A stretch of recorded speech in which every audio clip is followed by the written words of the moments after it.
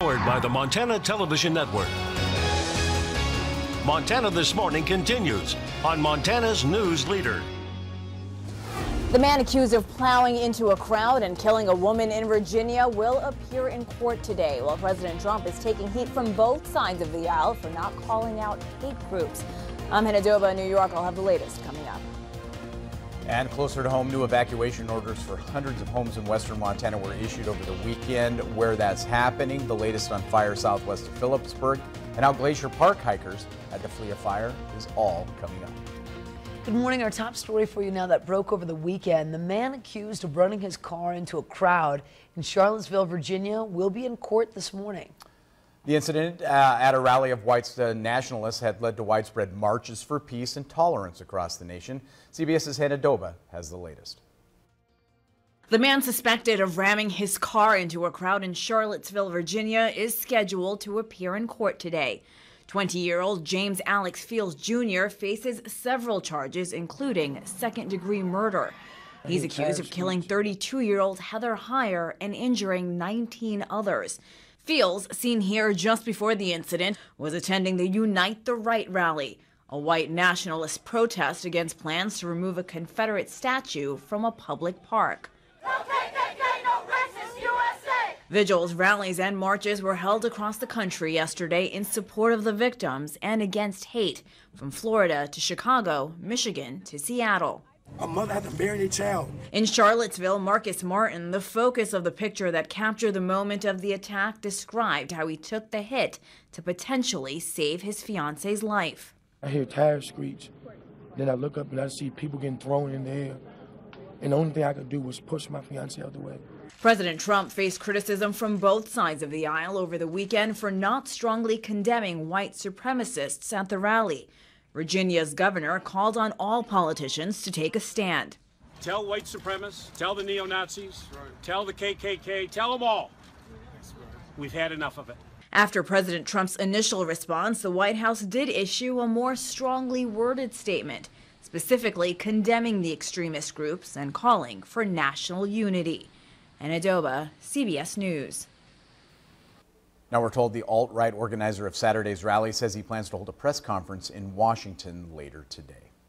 In news a little bit closer to home, the Myers Fire outside of Phillipsburg grew on Sunday to 13,711 acres. It's still at 5% containment, and the Rocky Mountain Type 2 Incident Management Blue Team has been called in. On Saturday, the fire remained calm, but crews say there is a potential for it to grow as fire dangers remain high and the terrain is full of thick vegetation. And a change at the Lolo Peak Fire has prompted evacuation orders for nearly 200 homes along a section of Highway 12 west of Lolo. Fire has grown to 7,900 acres, 0% containment on that fire. Red Cross opened a shelter at the Florence Carlton Community Church on Old US Highway 93 for area residents. Motorists are being advised to avoid traveling on Highway 12, if at all possible, due to emergency fire activity. This is a scary one. Fires in Glacier National Park caused an evacuation of 42 guests who were staying at the Sperry Chalet.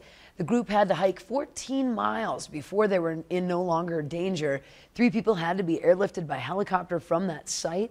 There are currently 3 fires burning in the area of the park. The Sperry Chalet is still closed, but the chalet coordinator, Kevin Warrington, says that the chalet hopes to reopen before the end of the summer. And the Tamarack fire outside of Libby sprung up Saturday evening is blamed on lightning strike. Initially, that blaze was only 10 to 15 acres, then quickly grew to 300. Type 2 management team has been called to the site. Red flag warning is issued in that area through last night. And of course, you can stay up to date on all the fires burning around Montana and where evacuations have been ordered. You can check out our Fire Watch page on our websites. It's very helpful. Absolutely, that app, fantastic for that, Matt. Meantime, our weather changing enough that I actually saw the Bridgers yesterday, and I had forgotten how beautiful they really were. I hadn't seen it for a while. You look at Saturday, several parts of southwest Montana into that hazardous or dangerous category. Today, at least this morning, we're seeing an improvement. improvement. We see green for Bozeman, West Yellowstone, moderate for Butte and Dillon, so that's something we're going to watch. There are a few light showers showing up on our radar. I don't think it's going to be a big issue for us, at least for the morning hours. Chance of thunder showers by the afternoon. It looks like temperatures remain on the cooler side for today. We're going to talk more about the timing on all this coming up in just a few minutes. Thank you, Matt. Now 6:35 here on your Monday. 4 siblings who call Montana home have made it big, choosing an unconventional career path. MTN's Caitlin Corbett tells us where those careers have led them and what they're doing back in their hometown. To come back and be able to work all together is pretty much just like a once-in-a-lifetime thing for us and hopefully for the kids as well. From rural Montana to theaters across the globe, all 4 of the Con McKay siblings have made international careers out of their lifelong passion, classical ballet. And now they've come home to Bozeman to share their skills with aspiring dancers.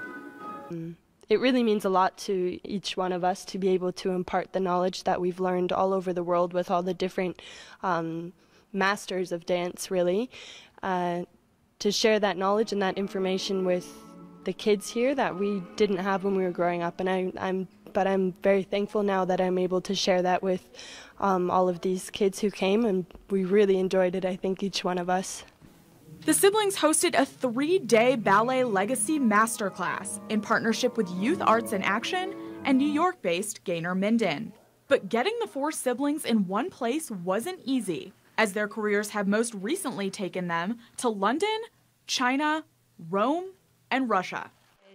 With the schedules that we all have, it's not very often that we are able to work all together. So it was just such a pleasure to see the kids and how they progressed even just over the 2.5 days. Just to see the hunger and passion in their eyes and in the way they dance.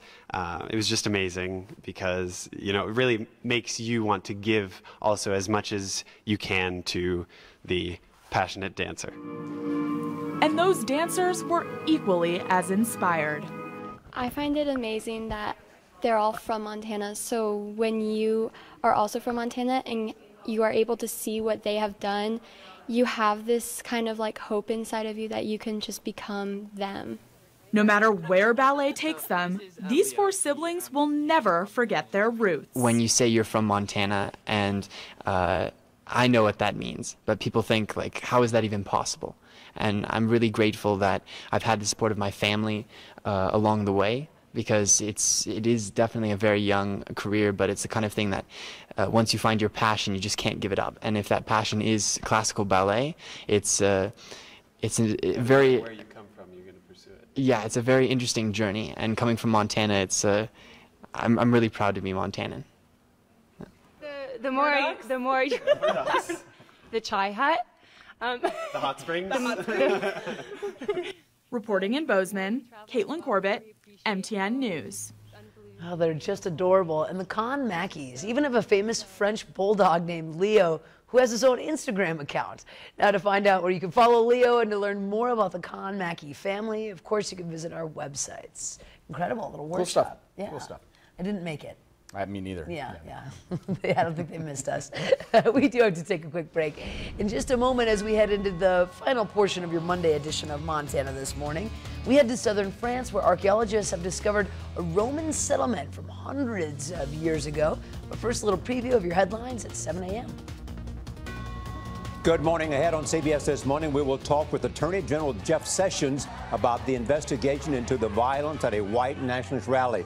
And a man who was hit by the car in Charlottesville describes the moments of chaos. See you at 7.